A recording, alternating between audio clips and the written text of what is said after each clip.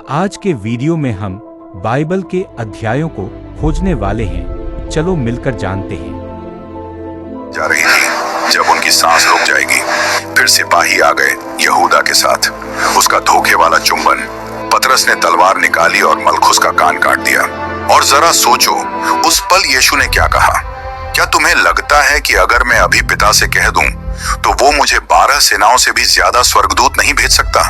मत्ती 26:53। 12 सेनाएं। रोम की एक सेना में लगभग 5 से 6 हजार सैनिक होते थे। मतलब 70,000 से भी ज्यादा स्वर्गदूत लड़ने के लिए तैयार थे। मिखाएल भी शायद पूरी फौज लेकर आदेश का इंतजार कर रहे थे, लेकिन आदेश आया ही नहीं। स्वर्ग बिल्कुल चुप था, एक भारी डरावनी खामोशी। फिर यीशु ने कहा, अगर ये ना हो तो पवित्र शास्त्र कैसे पूरे होंगे? मत्ती 26:54। यीशु की इन बातों के बाद स्वर्गदूतों की उम्मीद खत्म हो गई, जो उन्हें बचाने के लिए तैयार थे। मुद्दा ये नहीं था कि वो बचा नहीं सकते थे, मुद्दा ये था कि उन्हें बचाना नहीं था। सोचो कैसा लगा होगा, इतनी बड़ी ताकत एक पल में सब रोक सकते थे, फिर भी कुछ ना करना पड़े। जैसे तुम अपने बच्चे को दर्द में देखो और मदद करने की जगह हाथ बांध कर खड़े रहो, क्योंकि तुम जानते हो बीच में आने से बड़ी योजना बिगड़ जाएगी। स्वर्गदूत आज्ञा मानना जानते थे। उनकी पूरी जिंदगी परमेश्वर की इच्छा मानने में बीती है, लेकिन ये पल उनके लिए बहुत मुश्किल था, क्योंकि अब तक वो हमेशा किसी की रक्षा करते आए थे।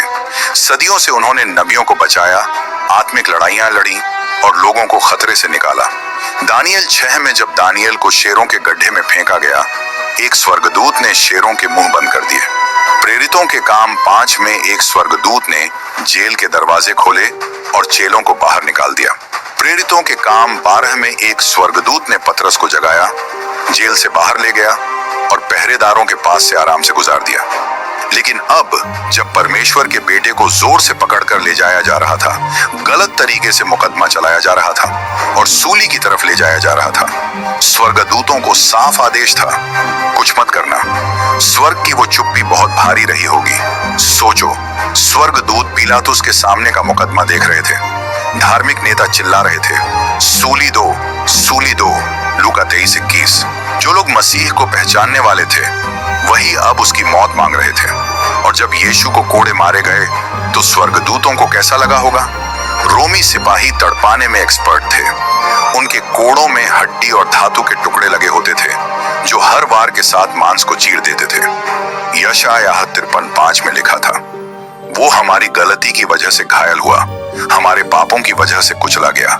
हमारी शांति के लिए उसने सजा झेली और उसके घावों से हम ठीक हुए। स्वर्गदूत उस भविष्यवाणी को जानते थे, लेकिन उसे सच होते हुए देखना उनके लिए बहुत दर्दनाक था। हर कोड़ा हमारे पापों की वजह से था। हर गिरती हुई खून की बूंद हमारी माफी की कीमत थी, और वो बस देख रहे थे, कुछ कर नहीं सकते थे। जब सैनिकों ने उसके सिर पर कांटों का ताज रखा, जब उन्होंने मजाक उड़ाया, अरे देखो यहूदियों का राजा, जब उन्होंने उस पर थूका, मारा, स्वर्गदूत जानते थे कि असली बादशाह का अपमान हो रहा है, वो भी उन्हीं लोगों द्वारा जिन्हें उसने बनाया था।